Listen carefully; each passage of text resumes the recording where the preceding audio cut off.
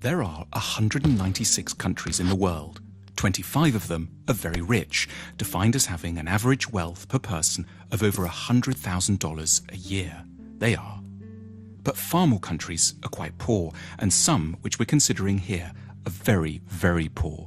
These are the 20 poorest countries in the world, where the per capita wealth is under $1,000 a year, or under $3 a day. Every country is now more or less on a path to growth, but the poor ones are growing very, very slowly. If Zimbabwe continues at its current growth rate, it will qualify as a rich country in 2,722 years. What we want to know in this film is why some countries prosper and others stagnate, so that we can understand what rich countries are doing right and get a better grip on the challenges and hurdles facing poor countries. There are basically three factors that determine whether a country will be rich or poor. The first is institutions. Institutions are beyond important. Broadly speaking, rich countries have good institutions and poor ones have very, very bad ones. The correlation between poverty and corruption is direct. The richest countries in the world are quite simply invariably also the least corrupt ones. And the most corrupt countries are also the poorest. When countries are corrupt, they can't collect enough taxes to get the good institutions they would need to escape the poverty trap. Half of the wealth of the world's poorest 20 countries goes into offshore accounts. Lost revenues in these countries totals between $10 and $20 billion a year. Meanwhile, without an adequate tax base, poor countries can't invest in police, education, health and transport.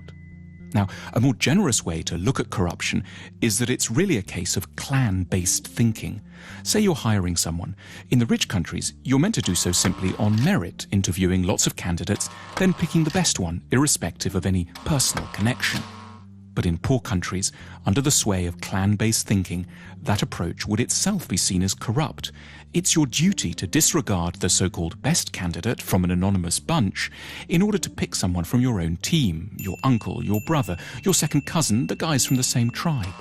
As a result, poor countries don't allow themselves access to the intelligence and talent of the whole population. There's a second thing that keeps countries poor: culture. What goes on in people's minds, their outlooks and beliefs. A striking statistic pops up here in relation to religion. If there's one generalization you can make about religion and wealth, it's that the less people believe, the richer they stand a chance of being. 19 of the richest countries in the world have 70% or more of their populations saying that religion is not at all important to them. The exception here is, unsurprisingly, the United States, which manages to combine great religiosity with huge wealth. More on that in a second. And conversely, the poorest nations in the world are also extremely believing ones. Here's how many people think religion and the supernatural is deeply important in the following countries. In the world's poorest country, simply everyone is a believer. Why is belief quite so bad for wealth creation? Because in general, religiosity is connected up with the idea that the here and now can't be improved, so you should focus on the spiritual and look forward to a next world instead. It makes quite a bit of sense when you live here. In the rich world, on the other hand, people are generally great believers in their capacity to alter their destiny through effort and talent. Incidentally, to explain the anomaly of the United States, religion seems not to slow down economic growth here because it's a particular sort of religion, an overwhelmingly Protestant and exceptionally materialistic kind. The American God doesn't want you to think of building the New Jerusalem in the next world. He wants it here and now, in Kansas or Houston. There's another big factor that determines the wealth and poverty of nations: geography. Poor countries are overwhelmingly located in the tropical regions. This isn't a coincidence. Life is, in many ways, simply far, far tougher there. The problems begin with agriculture. Tropical plants are generally a lot less packed with carbohydrates. Poor countries have worse soil too.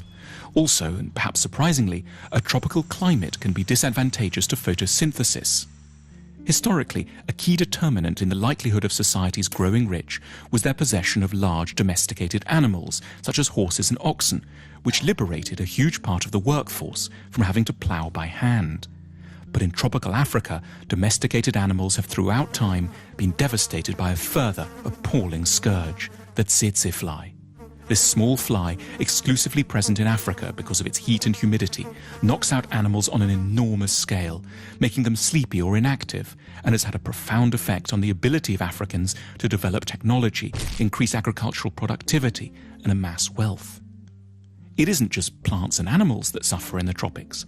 In the middle latitudes, humans are open to a terrifying array of diseases, including 100% of low-income countries are affected by at least 5 tropical diseases simultaneously. The magical temperature, which has helped to make rich countries rich, is 16 degrees centigrade.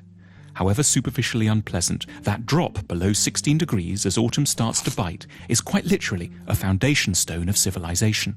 Geography also encompasses transport, and poor countries are on the whole very badly connected. Landlocked Bolivia and semi-landlocked Paraguay are the poorest nations in South America. Africa has only one major navigable river, the Nile, and hosts 15 landlocked nations, 11 of which have average incomes of $600 a year or less. Not coincidentally, the poorest country in Asia, Afghanistan, is also landlocked. Then there's the matter of natural resources. Natural resources like oil or precious metals can be real trouble, and paradoxically, poor countries tend to have them in spades. These natural resources are what economists call intensifiers. They will help to make a country with good institutions richer, but one with bad institutions get even poorer, precipitating what's called the resources trap. So the Democratic Republic of the Congo is one of the world's most mineral-rich countries, holding most of the world's coltan, which every mobile phone has a bit of inside. But natural resource wealth helps elites to grab money without requiring the cooperation of the whole society.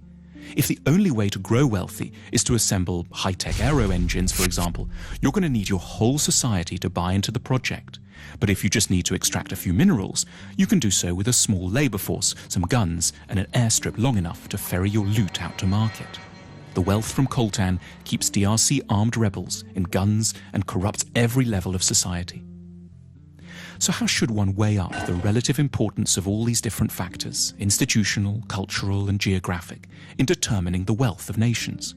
There's no hard and fast rules, but as a guide one can suggest that 50% of a nation's wealth comes down to the state of its institutions, 20% is due to its culture, and 10% each can be allocated to latitude, connectivity with the rest of the world, and geological good fortune. If you're a policymaker, this discussion has wide practical implications. But at a more personal level, one might take away 2 things from it. Firstly, modesty. You should have a better idea of what you owe your individual success to, which is not so much your own hard work or fine mind, as the broader society you live in, which was produced over centuries and which you now draw benefit from unknowingly. At the same time, sympathy, an ability not to see failing societies just as basket cases, but rather as countries facing comprehensible and hugely difficult problems. Our sympathy can be enhanced by reflecting that the troubles of desperate lands are to a considerable extent to do with malaria, a lack of navigable river, and the horrific buzzing of the tsetse fly, rather than always some more intimate human failing, which we would ourselves never manifest.